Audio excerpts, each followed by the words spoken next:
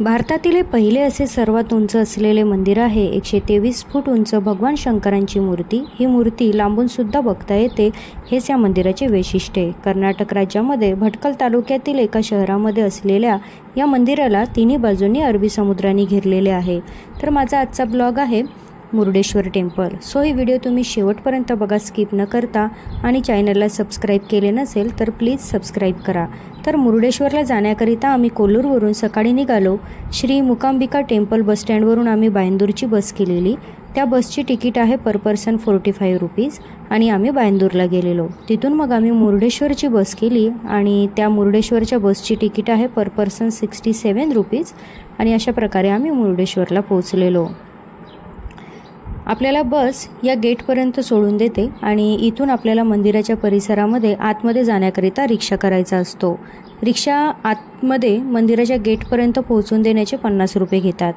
रिक्षातूनच बघू शकता तुम्ही शिवजींची आपल्याला मोठी मूर्ती आणि राजा गोपूर दिसत आहे. तर अशा प्रकारे आम्ही मंदिराच्या गेटपर्यंत पोहोचलेलो.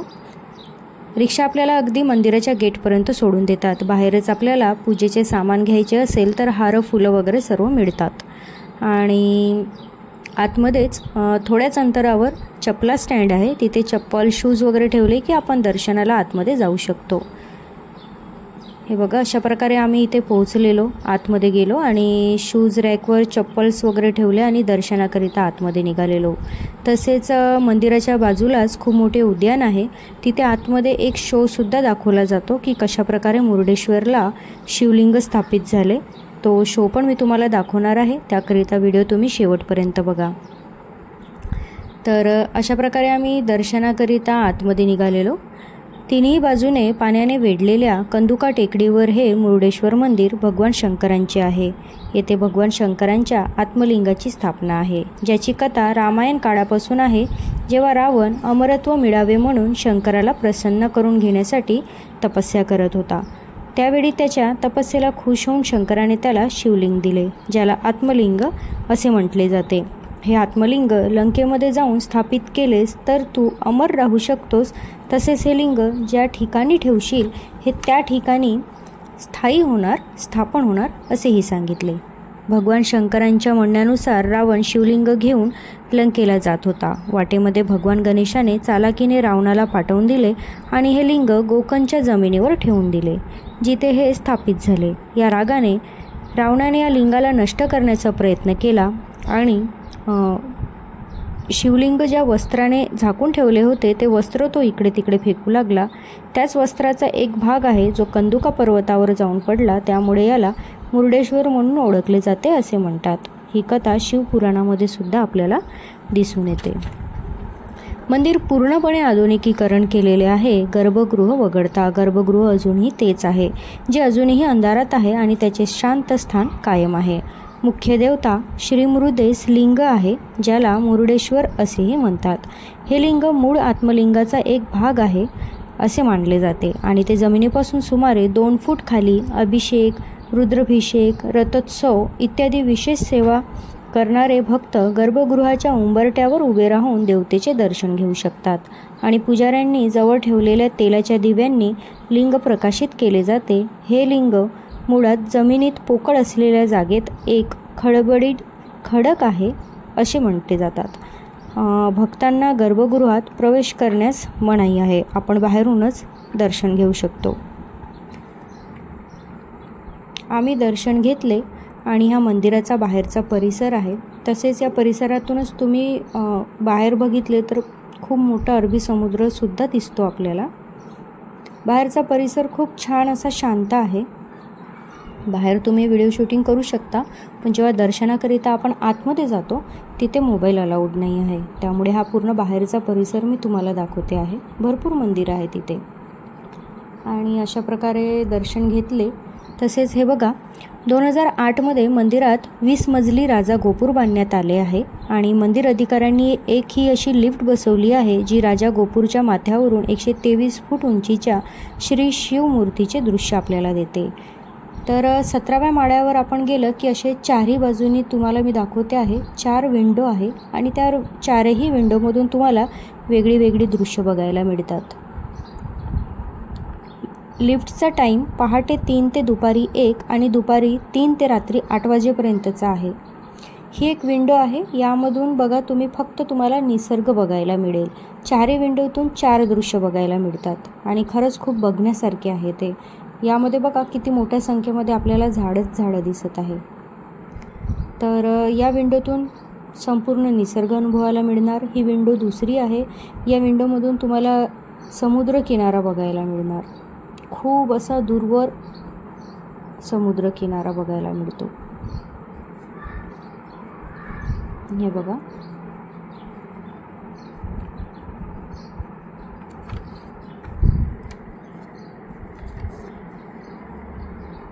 खूप छान. आणि ही विंडो 3 आहे. यामध्ये बघा तुम्हाला काय दृश्य बघायला मिळतात. शिवांची एक प्रचंड उंच मूर्ती आहे जी खूप दूरवरून दिसते. स्टॅच्यू ऑफ बिलीफ आणि कैलाशनाथ महादेव पुतळ्यानंतर ही जगातील शिवांची तिसरी सर्वात उंच मूर्ती आहे. ही मूर्ती 123 फूट 37 मीटर उंच आहे आणि बांधण्यासाठी सुमारे 2 वर्ष लागली. ही मूर्ती शिवमोग्गाच्या काशीनाथ आणि इतर अनेक 2000हून अधिक शिल्पकारांनी बांधली होती, ज्याला व्यापारी आणि परोपकारी R.N. शेट्टी यांनी सुमारे 50 दशलक्ष रुपये खर्च करून निधी दिला होता. ही मूर्ती अशा प्रकारे डिझाईन केली आहे की तिला थेट सूर्यप्रकाश मिळतो आणि त्यामुळे ती चमकते. तर एका विंडोमधून आपल्याला संपूर्ण हे उद्यान, शिवजींची प्रचंड उंच मूर्ती आणि हा त्यामागचा अरबी समुद्र हे दृश्य बघायला मिळते. हे बघा, खूप छान. त्यानंतर ही एक चौथी विंडो आहे. तर या विंडोमधून प्रचंड मोठा दूरवर तुम्हाला फक्त अरबी समुद्र बघायला मिळणार. हे बघा. त्यानंतर आम्ही खाली आलेलो आणि अन्नप्रसादाकडे गेलेलो. इथे अन्नप्रसाद दिला जातो. हा बघा,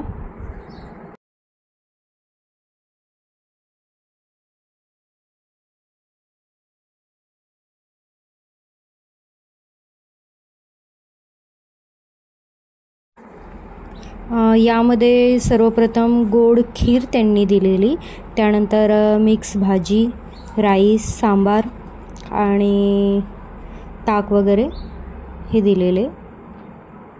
प्रसादाची चव अगदी उत्तम होती. आम्ही इथेच अन्नप्रसाद ग्रहण केलेला. टायमिंग आहे 12 ते 2 आणि संध्याकाळी 7 ते 9 हा इथला अन्नप्रसादाचा टायमिंग आहे. अन्नप्रसाद घेतल्यानंतर आम्ही निघालो हे जे बाजूला खूप मोठे उद्यान आहे त्याकडे. इथे पर पर्सन 10 रुपीज देऊन एक शोसुद्धा आहे आतमध्ये. खूप छान आहे बघण्यासारखा. त्यामध्ये आपल्याला पूर्ण स्टोरी सांगितलेली आहे त्या शोमध्ये की कशाप्रकारे मुरुडेश्वरला शिवजींचे हे शिवलिंग स्थापित झाले म्हणून. हे बघा, मी तुम्हाला दाखवते आहे. इथे वरून हर हर महादेव.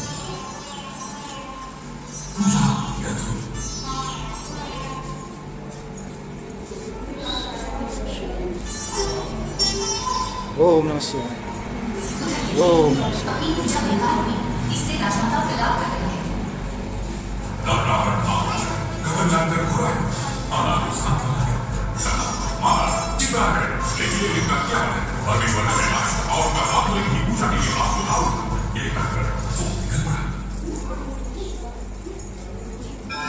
महागणपती, गणपती बाप्पा मोरया.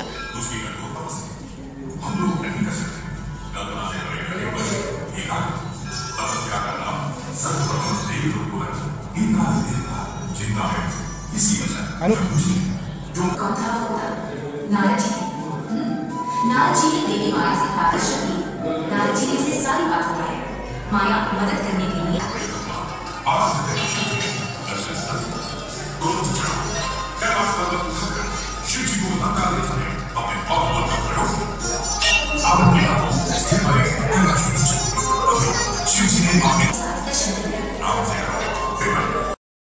तर या काही गोष्टी घेतल्या आम्ही खाण्याच्या, ज्या तिकडे फेमस आहेत. हे कोकोनट बिस्किट होते, ही चकली होती, यामध्ये पण भरपूर प्रकारचे फ्लेवर होते, रागी, नाचणी वगैरे. आणि हे बनाना चिप्स आहे, तिकडे कोकोनट ऑइलमध्ये तळलेले असतात.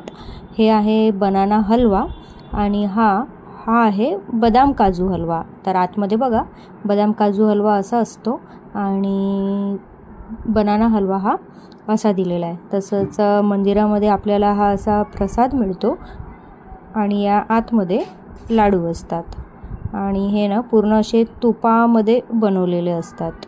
तर आम्ही ह्या गोष्टी काही घेतलेल्या तिकडे.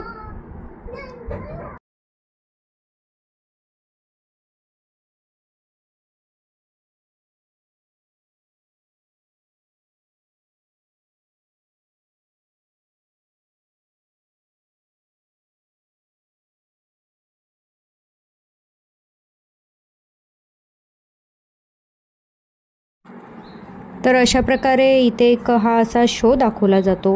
आणि तर असे हे मुरुडेश्वर मंदिर आहे. 20 मजली गोपूर, त्याकडे जाणाऱ्या पायऱ्या, 2 पूर्ण आकारांचे हत्ती पहारा देत आहे. ते भगवान शिवांची सर्वात उंच अशी मूर्ती, मुरुडेश्वरांचा मनोरा, समुद्र किनाऱ्यावरून दिसणारे मुरुडेश्वर मंदिर, मुरुडेश्वर मंदिरातील नंदींची मूर्ती आणि मुरुडेश्वर मंदिरांचा शिखर.